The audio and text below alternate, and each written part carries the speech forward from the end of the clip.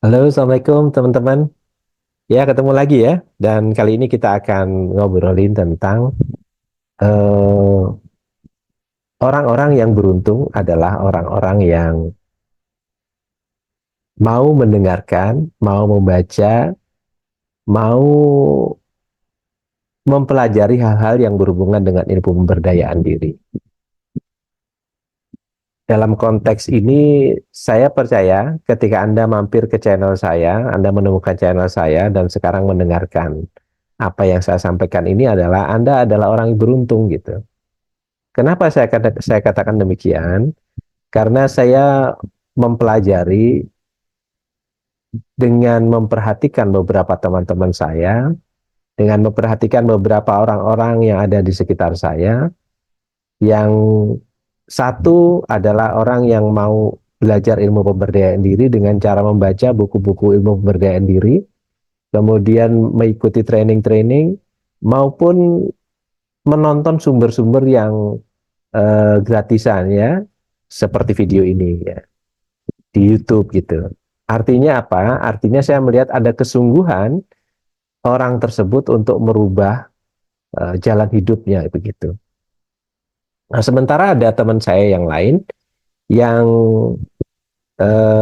sepertinya hidupnya tidak nyaman juga, tetapi dia tidak suka mendengarkan ilmu-ilmu pemberdayaan diri seperti ini, tidak suka membaca buku-buku ilmu pemberdayaan diri, eh, dan terperangkap di rutinitas pekerjaannya, meskipun itu juga tidak mengubah kerejikiannya, dan kemudian malah justru suka menonton hal-hal yang tidak ada hubungannya dengan ilmu pemberdayaan diri, gitu kan.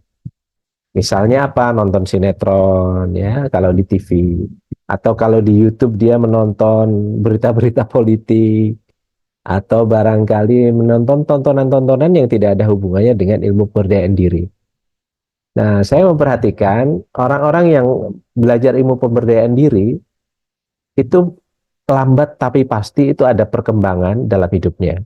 Saya tidak tahu ya kalau Anda barangkali sekarang mampir di channel saya atau barangkali sudah punya beberapa sumber channel sebelumnya tentang ilmu pemberdayaan diri dan Anda melaksanakan ilmu-ilmu yang gratis disampaikan di YouTube ini, maka saya yakin Anda akan merasa ada perubahan dalam hidup Anda. Nah, sementara kalau Anda lihat juga orang-orang yang seperti saya ceritakan tadi, itu seolah-olah hidupnya itu hanya menghindar dari satu runtuhan ke runtuhan lainnya, masalah kehidupan mereka gitu.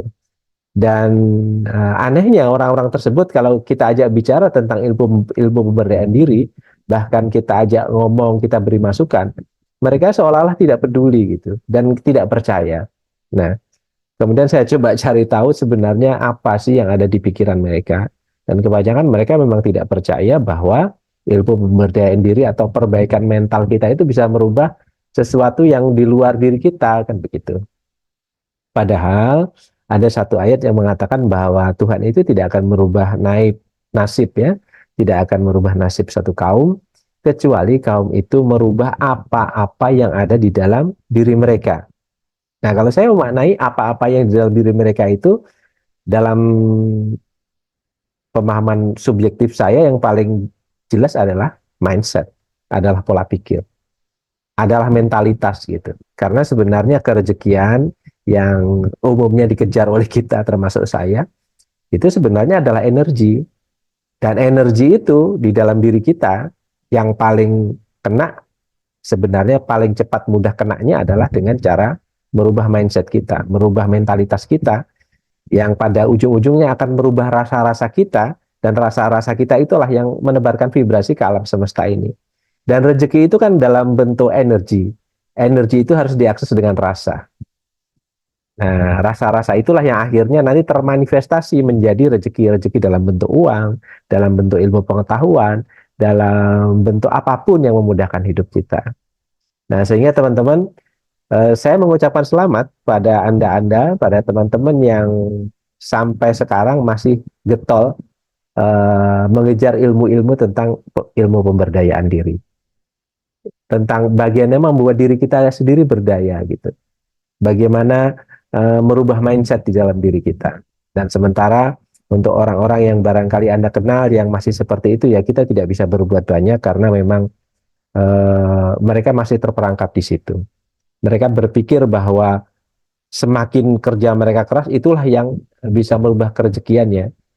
Ada benarnya, tetapi kerja keras seperti itu akan sangat melelahkan, dan itu hasilnya tidak apa ya, eh, tidak signifikan begitu. Itu sebabnya David Hawkins dalam bukunya Force versus Power itu mengatakan bahwa seringkali masalah finansial seseorang itu bukan karena skillnya, tetapi lebih pada level kesadaran orang tersebut. Nah, level kesadaran ini berhubungan dengan masalah mentalitas, berhubungan dengan masalah mindset, berhubungan dengan masalah rasa yang ditimbulkan oleh orang tersebut.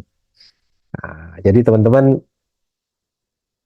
intinya adalah itu sebenarnya. Jadi kalau Anda eh, kadang mulai putus asa, kok saya nggak ada perubahan ya, sudah ikut ilmu pemberdayaan diri sana sini, ini sebenarnya seperti orang yang sedang memukul bongkahan batu yang besar. Kita tidak tahu di pukulan keberapa bongkahan itu akan hancur. Nah, jadi kalau Anda sudah mendengarkan beberapa ilmu pemberdayaan diri dan belum tembus-tembus juga, sabar saja. Nanti di ujungnya pasti akan ada satu momen di mana pukulan itu, meskipun pukulan kecil, itu akan memecahkan hambatan itu, batu yang besar itu. Karena apa? Sebelumnya sebenarnya Anda sudah memukul itu ratusan bahkan ribuan kali, dan itu sudah mulai retak-retak, tinggal menunggu waktunya saja. Yang diperlukan adalah istiqomah dan uh, tetap di jalur rasa-rasa yang positif, pikiran-pikiran yang positif, dan tentu saja Anda harus berprasangka positif terhadap hidup dan kehidupan, dan berprasangka positif bahwa Tuhan itu benar-benar akan merubah nasib kita kalau kita benar-benar meminta perubahan, dan kemudian meyakinkan pikiran bawah sadar kita bahwa kita benar-benar ingin berubah. Dengan cara apa? Dengan belajar ilmu-ilmu pemberdayaan diri seperti ini. Baik teman-teman, saya rasa seperti itu. Terima kasih. Mudah-mudahan ada manfaatnya dan menambah ilmu pemberdayaan diri yang sudah teman-teman dapatkan dari sumber manapun. Semoga database-nya semakin berkembang, semakin banyak, dan membuat kehidupan teman-teman menjadi semakin lebih baik. Terima kasih. Assalamualaikum warahmatullahi wabarakatuh.